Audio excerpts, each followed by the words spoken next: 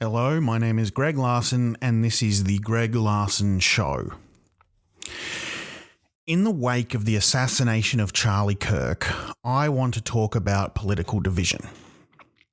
Because it's shocking to me how many people who disagreed with Charlie Kirk's politics have taken to social media to express joy, to make jokes, and even praise the murder of someone they disagree with. I need to say categorically that it is never funny when someone is killed. This isn't funny or ironic or deserved. He didn't deserve to die just because you disagreed with his opinions. Now, I personally disagreed with every single viewpoint Charlie Kirk held.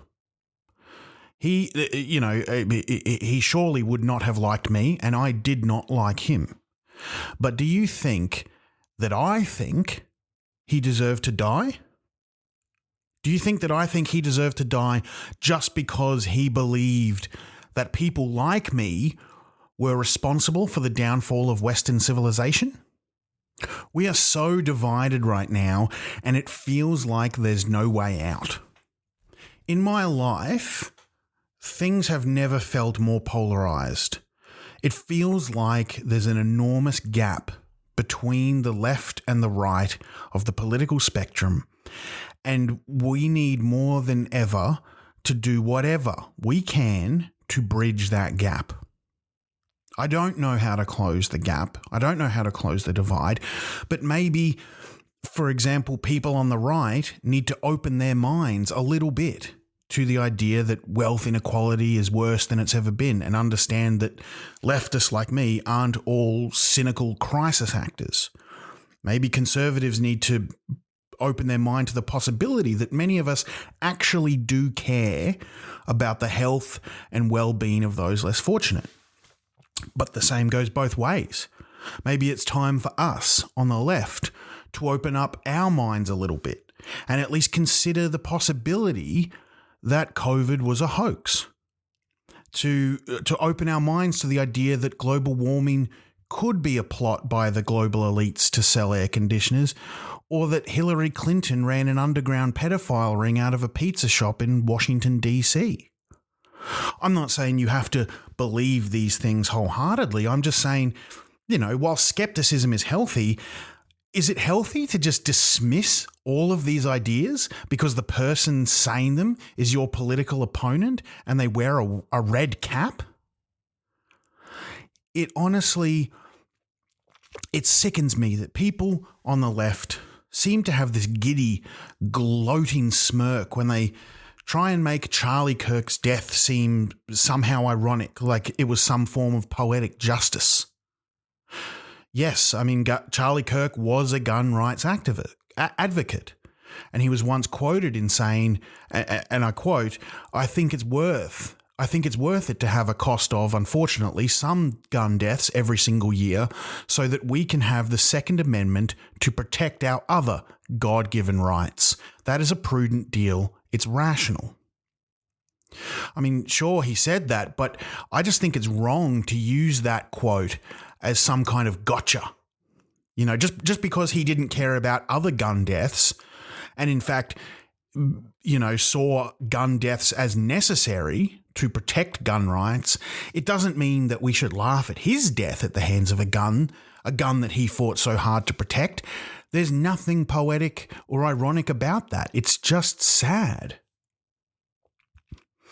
And on the subject of guns, we're talking about America here. And just because America was founded in political violence and the founding fathers of America used violence to kill the political leaders they disagreed with over the subject of taxes, and that that violence and those men who perpetrated that violence are celebrated as American heroes every single year with parades and fireworks and a national holiday, it doesn't mean that it's okay to use political violence today. And sure, Charlie Kirk was a big supporter of the Second Amendment, and specifically because he believed that political violence was necessary to protect American citizens' rights. He believed, and he was outspoken, that American citizens needed guns in order to stop anyone who threatened their rights. He travelled the country encouraging people to arm themselves and ready themselves for political violence against anyone who threatened their rights. But does that mean that he deserved to have violence done to him? No. The shooter has recently come out, he was a leftist. He was a leftist. He came from a conservative Christian family in Charlie's America. He was raised around guns and gun culture. He was brought up in a world in which the gun was a symbol and a tool of throwing off the yoke of oppression. And Charlie Kirk was one of the most prominent voices in making sure that the gun was seen as a sacred tool of protecting freedom against tyranny. That the gun was what Americans had to use if they thought their rights were threatened. That is what Charlie believed, and that is what Charlie Kirk preached. But so what? It doesn't mean that an American gun owner should actually use a gun in a literal sense to kill someone they believed was violating their rights. It's a metaphor. That's a gross distortion of everything that Charlie Kirk said. Just because Charlie Kirk supported and promoted political violence, it doesn't mean that he deserved to be a victim of political violence. Charlie died because America, and we, the Western world, let's be honest, we are so polarized. We are completely polarized. We are hysterical that someone who disagrees with us is speaking into a microphone. And this is wrong. This polarization is the problem. It's wrong. The shooter disagreed with Charlie. I disagreed with Charlie. You, dear listener, probably disagree with Charlie. So now everyone you disagree with has to die? Is that what we're saying here? That someone should die just for expressing an opinion?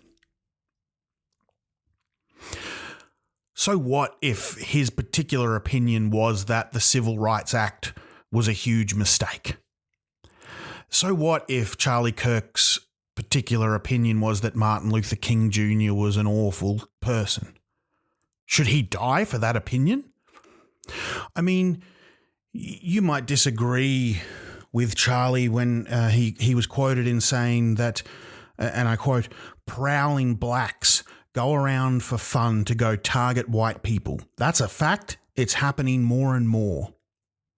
You might disagree with that statement, or that he said he wouldn't trust a black pilot to fly a plane, for example, or when he said in his words that the moronic black woman serving him at a checkout was just there because of diversity requirements, or when he said, and I quote, "If you're a WNBA pot-smoking black lesbian, do you get treated better than a United States Marine?" I mean, yeah, these are his opinions that he presented. He died just for voicing the opinion that black people shouldn't have been granted equal rights, and for voicing the opinion that they were less qualified and less capable than white people, and for voicing the opinion that they were, in fact, roaming the country looking for white people to target. And so because of that, people want to paint him as a racist? They want to paint him as a racist for saying some words? Really? So saying words is racist now. I mean, how polarized have we become that just the act of speaking words is considered racist? Just because Charlie's opinion was that women should have fewer rights than men, does that make him evil?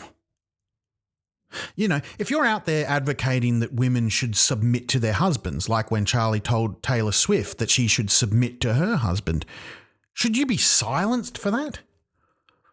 Is it wrong to believe in a racial and gender-based hierarchy? Charlie said women should not have access to abortion. And when pressed, he even said that if his 10-year-old daughter were raped, he would absolutely force his own daughter to have the baby. Those are his words, but those are still just words. Those are just opinions. You don't kill people for having opinions. Charlie might have encouraged people to kill people with a gun, but only in the event that they take away your rights. That was Charlie's belief. He believed in the Second Amendment, to have a gun so you could kill people who tried to take away your rights. That's what he preached. And, I mean, sure, millions of American women have quite literally had their rights taken away by Charlie, who helped raise millions and campaigned across the country to pass anti-abortion legislation to criminalize abortion in many, many states in America. But that's all irrelevant because the shooter who shot Charlie Kirk was not a woman. The shooter had never had to have an abortion. His rights weren't taken away. So that's a moot point. And you can't gloat over this death just because, you know, Charlie is indirectly responsible for thousands, if not, you know, tens of thousands of COVID deaths by spreading conspiracy theories about COVID being harmless, being a hoax, you know, conspiracy theories about masks not working, falsely promoting that hydroxychloroquine was 100% effective against as a cure against what he called the China virus. I mean, if you just say some words and someone dies because of it, are you actually responsible? No. I mean, if I told someone to go and jump off a bridge and they did it, am I responsible for that? You know, if I tell someone that a bottle of deadly poison is actually harmless water and it's safe to drink, and then they drink it and they die, am I responsible for that? You know, if I go to your nana and tell your grandmother that I'm a Nigerian prince and that she needs to give me $100,000 worth of iTunes gift cards so I can get out of prison, and then she does do that and loses all her money, am I actually responsible? Of course not. All I did was say some words, and words can't hurt you. So whether they're words about the coronavirus or words about drinking poison, you know, when Charlie said words advocating for the public trial and execution of anyone who worked at a gender-affirming clinic, they're just words. They're just words. When Charlie said that people involved in gender-affirming surgery should be killed the same way that we killed the Nazis at Nuremberg, realistically, he was just using an arrangement of letters in the alphabet in a certain sequence. So what? So now everyone who eats alphabet soup should die? And Charlie is not responsible for the police officer who was beaten to death on January 6th in the insurrection on the Capitol. He was not responsible for that police officer being beaten to death. He wasn't responsible for the 4 cops who committed suicide after the event because they were so traumatized and suffering from PTSD. Charlie wasn't responsible because he didn't do any of that. He just said some words. Charlie didn't try and overthrow the government. He just said words. Yes, sure, those words may have been false. He said a false statement that Joe Biden had stolen the election. He said, you know, that people were saying there was a civil war coming. You know, he just said, he said that his supporters should take over the Capitol. He just said words like, I will pay for busloads of people to go down there. And yeah, it's not his fault that people actually did go to Washington on buses that he paid for. It's not Charlie Kirk's fault that the people that he encouraged then bought a working gallows and chanted that they were going to kill Nancy Pelosi. You know, it's not Charlie Kirk's fault that they stormed the Capitol by smashing windows and beating cops, including the cop they beat to death. And then they came in with weapons and zip ties with a plan to kill and or abduct leading Democrats.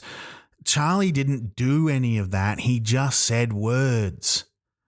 And yeah, you might not like those words. And yes, he praised the rioters afterwards with words. But I praised my dog the other day when I was walking my dog and my dog did a shit. I said he was a good boy. So should I be shot for praising someone? You see, the problem is we are all of us, we have become too sensitive. We are terminally online. We get angry when someone says something negative about a video game we like or a movie. Or if someone uses talking points that were created by Adolf Hitler in order to demonize Jewish people, just like Charlie Kirk did.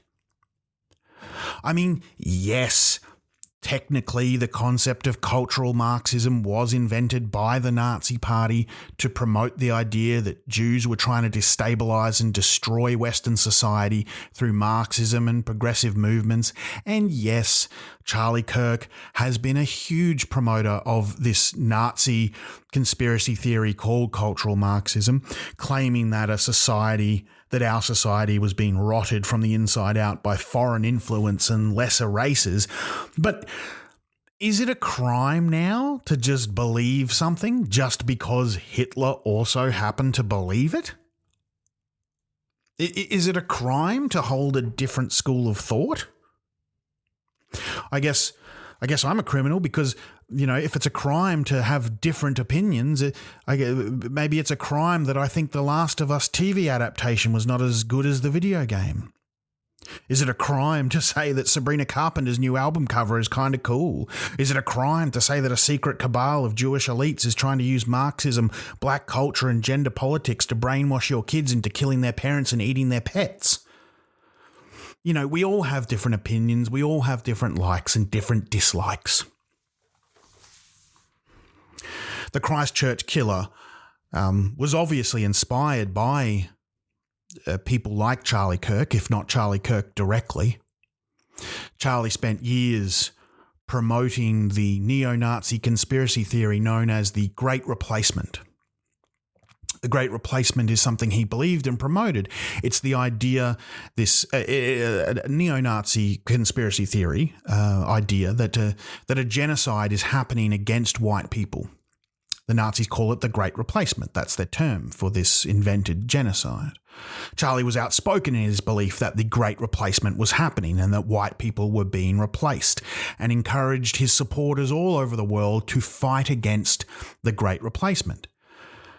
Now, the Great Replacement was also the title of the Christchurch Killer's Manifesto. Well, so what? I mean, if I went on a shooting spree and I titled my manifesto Jurassic Park, does that mean Steven Spielberg should be held accountable? That's an absurd statement to make. And if you believe that, your brain has been cooked by social media. People have labelled Charlie Kirk a Nazi and a fascist just because they disagreed with him. Just because Charlie continuously promoted ideas and theories that were created by the Nazi Party and by neo-Nazis, it doesn't make him a Nazi. I mean, I like German beer. So did many Nazis. Does that make me a Nazi? Oh, grow up. Charlie Kirk did say that Americans needed guns to protect their rights. And yes, it is true that Americans in the last year have had many of their rights taken away. There are now armed squads of the ICE agency that are going into neighbourhoods and workplaces all around America and abducting and disappearing people who they believe to be immigrants. Not all of them are. Sending them to prisons on foreign soil like in El Salvador without any form of trial. Sure, American citizens are literally being locked up without trial by armed squads, and there's military patrolling streets in major cities like Washington snatching up brown people because Trump wants to get rid of undesirables. And yes, sure, Trump has violated the Constitution, and he's been elected despite being ineligible to hold office as a convicted felon, and he's in violation of direct orders from the Supreme Court, and he stated that he'll run for an illegal third term. And America quite literally is becoming a quasi-fascist state where, and this isn't an exaggeration to say because it really did happen, you can literally be arrested and jailed if you have a meme on your phone where the vice president looks like a baby. Yes. This is all happening and it's bad. But Charlie Kirk didn't do it. Charlie Kirk isn't Trump. He just raised billions of dollars and devoted his entire waking life to helping Trump. But that doesn't mean he is Trump. That's like, if I help someone commit a murder, it's not like I actually did the murder. You can't go to jail for just helping someone murder someone. That's not a crime. You know, if I help an old lady across the street, am I committing a crime? If I help someone commit a murder, are these crimes? Charlie Kirk's crime, only crime, is being extremely helpful. And sure, you know, Charlie promoted a false conspiracy that there was an underground satanic pedophile ring run by Democrats out of a pizza shop. But when it was proven that his friend Donald Trump literally is a pedophile, Charlie did decide that pedophiles were okay. But, all right, that seems hypocritical, but we're all allowed to change our minds. The other day, I wanted a burger for dinner, but then I decided I wanted sushi instead. Lock me up, I guess. Shoot me in the head or the neck or whatever. I changed my mind. Is that a crime? Let's be honest. This is not a left-wing or right-wing issue. This is an issue of extremism and polarization. Both sides are just as bad as each other. Both sides are just as guilty as each other. I'm a lefty.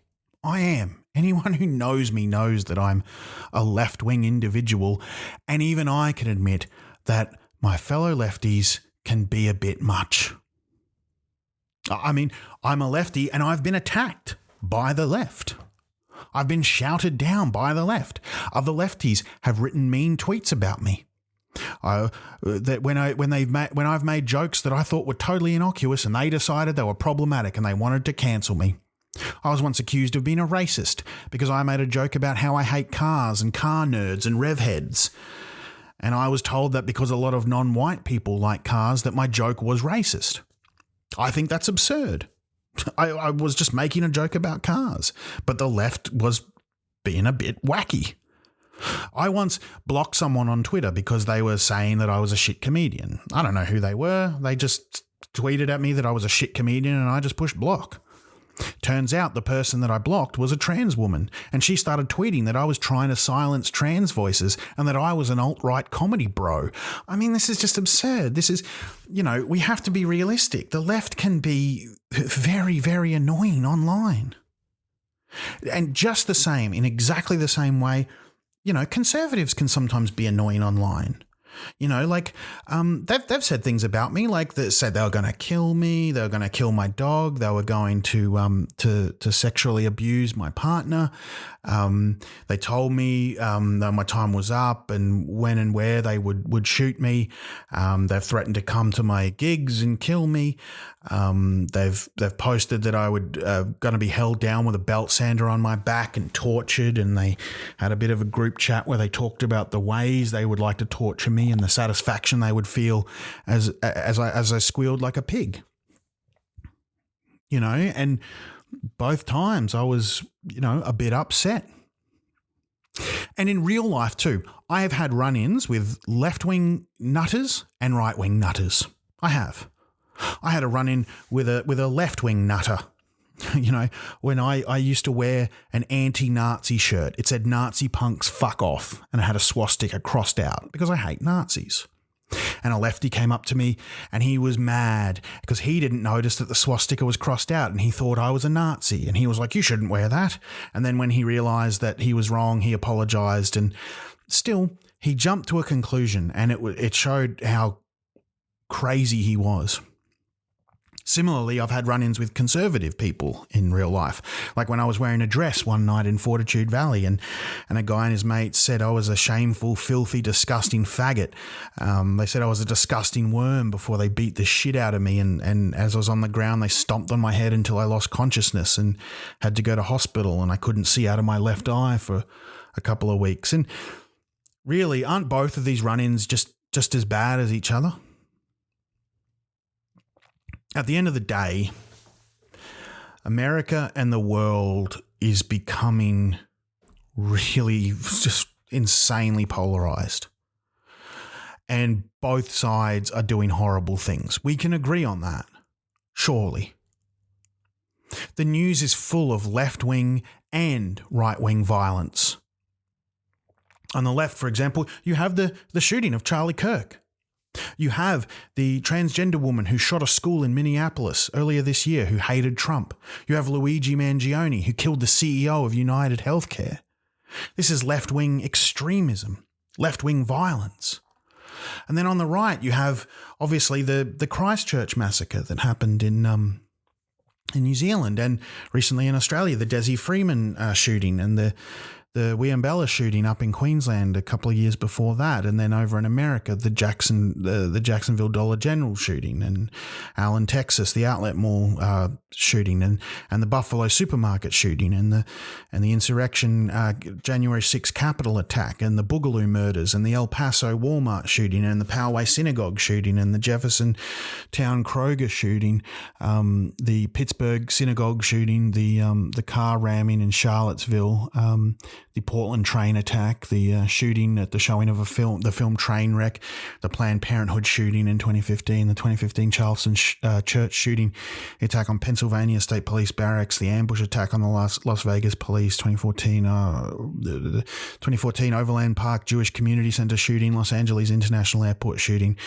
2012 ambush attack against the St. John the Baptist Parish Police, the Nazi attack, Norway, Anders Breivik, when he killed over 70 people with the bombing, and then the shooting there, the Wisconsin Sikh temple shooting, tri-state killing spree by the white supremacist David Penderson and Holly Grigsby, the Fear Group attacks, the United States Holocaust Memorial Museum shooting, the assassination of George Tiller, the murder of Roland Brienzo Flores, shooting of Pittsburgh police officers, Woodburn, blah, blah, blah, blah, blah, blah, blah, blah, blah. There's a lot. So we can see clearly that both sides are just as bad as each other. And all beliefs are subject to radicalization.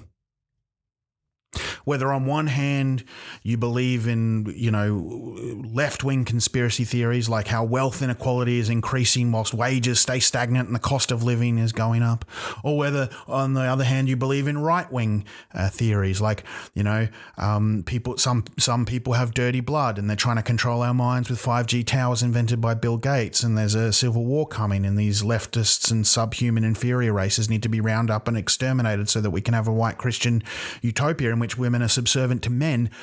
Both sides need to realize that all opinions are equally worthwhile, and no one should ever be the target of threats or of violence. Even if their entire worldview is that you should be targeted with threats and violence, no one should ever be targeted with threats and violence. Violence is never okay. You should condemn violence, not gloat, not joke, not praise or celebrate. You should always condemn violence. We should condemn the killing of Charlie Kirk. We should condemn the many school shootings that happen in America each and every year. Americans should condemn the founding fathers for using political violence. Australians should condemn the Anzacs for using violence. We should condemn the military. We should condemn the police. We should condemn all troops. We should condemn people who play contact sports like rugby and boxing. We should condemn the Nazis who started World War II. And we should also condemn the Polish resistance and the French resistance who fought the Nazis. We should condemn Russia for invading Ukraine. We should condemn the Ukrainians for killing the Russian military. We should condemn Ned Kelly and the Eureka Stockade. We should condemn Captain Cook and condemn every army who participated in World War I and II. We should condemn lions, tigers, snakes, and the kid that shot me with a Nerf gun at Christmas that one time. We should condemn the guys who beat me up in Fortitude Valley and condemn me for hitting them back as I went down. We should condemn the man who breaks into someone's home to commit murder and condemn the man who defends himself against that murder. Both are just as bad. We should condemn the cancer that wants to kill the patient and equally condemn the doctor who wants to kill the cancer. Both want to kill and both are wrong. I stand against violence in all its forms. I stand against extremism in all its forms. Whether you want to create a fascist state or overthrow a fascist state, it's wrong. Violence and extremism is not the answer. Whatever happened to writing a strongly worded letter? Call me naive, but I think the world would be a better place if we could all just get along. Thanks for listening, everyone. If you want to buy some Greg Larson merch, get onto my Redbubble. If you go onto my Instagram, Greg Larson Comedian on Instagram, you can.